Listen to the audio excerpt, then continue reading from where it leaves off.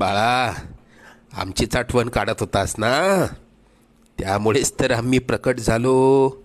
अरे मायबाप मानतोस ना आम्हाला, मग तुला पैशांची गरज असताना सांगायचं ना. कोणापुढेही हात पसरू नकोस.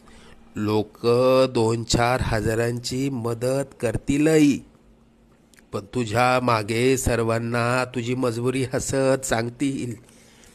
आता तुला कोणापुढे हात पसरण्याची वेळच येणार नाही. तू आजपर्यंत भरपूर दुःख सहन केलंस. लवकरच तुझ्या रडक्या भाग्यात सुखाचे दिवस येतील. तुझ्या मनात असलेली इच्छा पूर्ण होऊन अक्कलकोटला पेढे घेऊन येणं होईल. येशील ना आम्हाला भेटायला अक्कलकोटला? सगळं मनासारखं होईल, निश्चिंत राहा. बाळा, आमचीच आठवण काढत होतास ना, त्यामुळेच तर आम्ही प्रकट झालो.